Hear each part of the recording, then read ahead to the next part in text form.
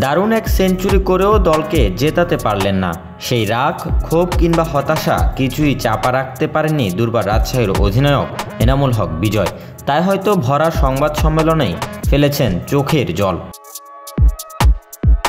এর একদিন পরে এলো আরেক কঠিন সিদ্ধান্ত।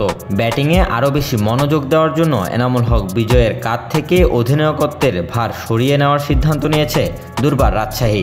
তার পরিবর্তে দলের দায়িত্ব সামলাবেন বাংলাদেশ দলের পেসার তাসকিন আহমেদ। সোমবার এক প্রেস বিজ্ঞপ্তি দিয়ে এই তথ্য জানায় দুর্বার রাজশাহী কর্তৃপক্ষ।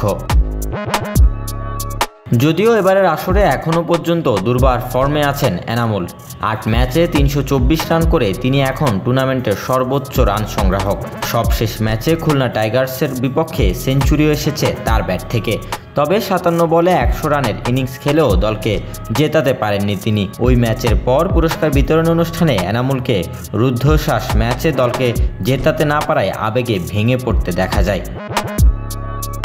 দুর্বার রাজশাহী ম্যানেজমেন্ট জানিয়েছে, অধিনায়কের ভার থেকে মুক্ত হয়ে তিনি ব্যাটিংয়ে মনোযোগী হতে পারেন, তাই এই সিদ্ধান্ত নেওয়া হয়েছে। অন্যদিকে এবারের আসরে দুর্দান্ত ফর্মে আছেন রাজশাহীর অধিনায়ক তাসকিন আহমেদও। ৮ ম্যাচে ১৮ উইকেট নিয়ে এখন অবধি টুর্নামেন্টের সর্বোচ্চ উইকেট শিকারী তিনি। রাজশাহী কর্তৃপক্ষ আশা করছে টুর্নামেন্টে তাদের লক্ষ্য অর্জনের পথে মাঠে ও মাঠের বাইরে তাসকিন দলকে এগিয়ে নিতে পারবেন। Desk report, news no sports.